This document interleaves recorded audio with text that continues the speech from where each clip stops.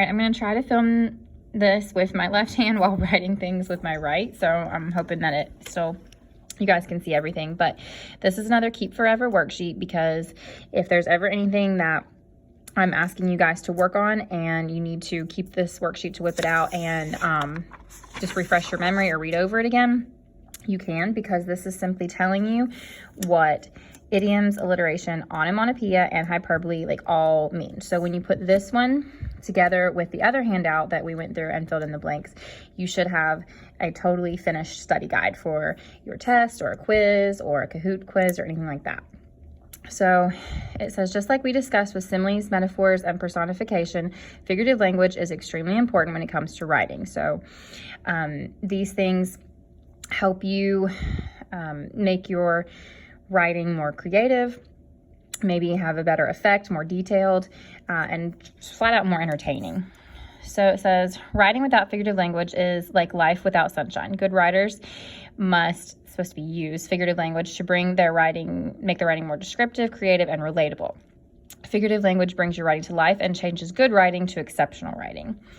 So in this case right here, it says, and blank is a type of figurative language that cannot be taken literally. So in this blank here, we need to fill in the word idiom, okay? As you can tell, we're just going straight through the list up here. So an idiom shouldn't be taken literally, okay? And that's kind of like a hyperbole, but a little bit different. So as we keep going here, we're gonna see that phrases that have a separate meaning from their literal meaning are known as idioms. Again, so that's the same word in the blank. Usually these phrases are well known, but only to native speakers of that language. These meanings are widely accepted to mean a separate definition entirely. And what all that means is, look at these examples. That'll probably give you the best idea of what I'm talking about here. Don't have a cow, give me a hand, out of the frying pan into the fire, okay? Idioms are expressions that we know mean something totally differently. When I tell someone to don't have a cow, I'm not telling them that I don't want them to have a cow. What I'm trying to say to them is to calm down, okay? Or don't get too excited, basically, okay, is what this means. Give me a hand. If I am, bringing boxes in from my car into the classroom, I say, hey, why don't you give me a hand? What I mean here is to help me out. So I don't literally want you to take your hand and pull it off of your body and give it to me. What I mean by give me a hand means help me out, okay? We could go on all day and talk about different kinds of these, like break a leg, everyone knows means good luck. Or if I could say, Charlie kept crying, she was crying her lungs out. It honestly means that they're just like being extremely loud, okay? So it's something that I don't literally mean what I'm saying, it has another meaning. Out of the frying pan into the fire. In this case, this means going from a bad situation to a worse situation, all right?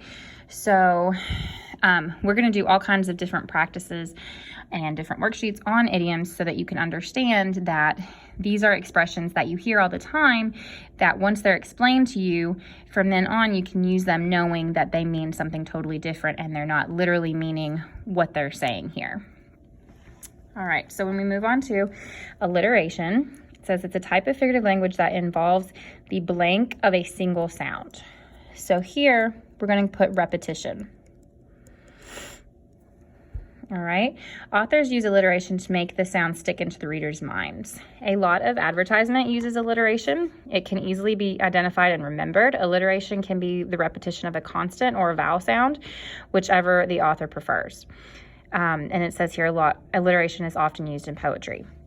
But when I'm talking about alliteration and saying the repetition of a single sound, I can mean, Sally sells seashells by the seashore. I'm constantly repeating that s and the sh sound.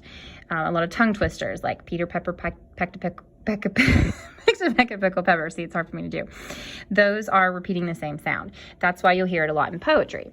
Now, it doesn't have to just be poetry. I can, just use repeating two of the same letters. Like right here, it says, it sticks into the reader's mind like advertisement, like to say Best Buy or Coca-Cola. It just, repeating that sound kind of gives it that extra jolt into your memory to remember it better. For example, when I'm talking about here with poetry, the raven says, "Ah, distinctly I remember it was in the bleak December, and each separate dying ember." All right, so we have that repetition of that ember, ember, ember sound, okay? And it sticks in your mind and kind of makes a rhythm going. "Eagerly I wish the morrow, vainly I sought to borrow from my books surcease of sorrow." Again, we're repeating that sound, and also the arrow, morrow, borrow.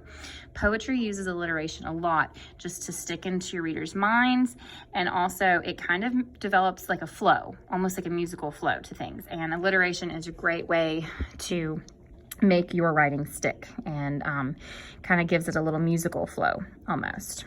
So I have right here, I can turn this around, that below are examples of idioms and alliteration. Write the meaning of the idiom if the sentence is an idiom, or underline the examples of alliteration.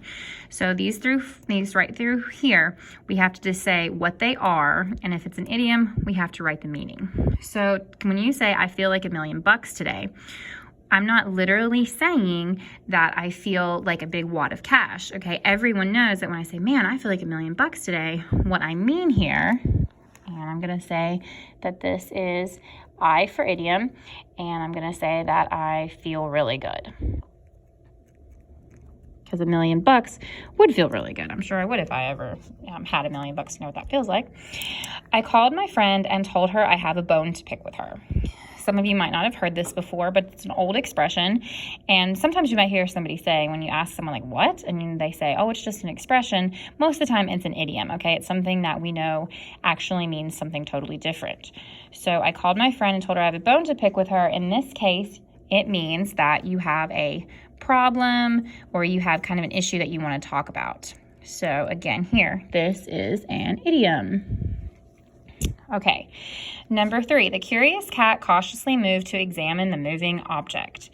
In this sentence here, we don't have anything that means anything else. Everything here is very straightforward, very literal, and but we see though that we have curious cat cautiously. We're repeating that k sound right in a row.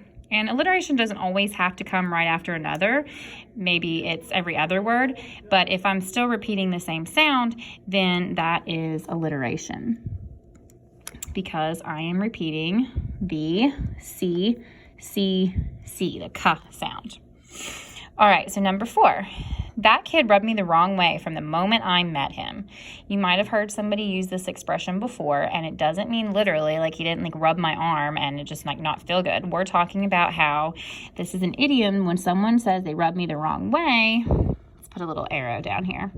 It means that you got a bad first impression. I'm trying to get this paper from wiggling.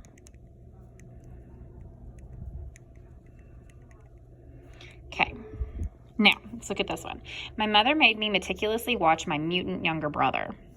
Again, this is a very creative sentence, okay, and it's going to stick into a reader's mind because you are constantly repeating that sound. My mother made me meticulously, and then we have down here my mutant. But you have watch in the middle there, and that's something that you need to remember with alliteration. It doesn't always have to be right after another. You can skip a little bit, but as long as the sentence itself keeps repeating, then we know that that is alliteration. My mother made me meticulously my mutant brother. So we have idiom, idiom, alliteration, idiom, alliteration. All right, now the next video I'm going to do is on the back side of this to talk about onomatopoeia and hyperbole.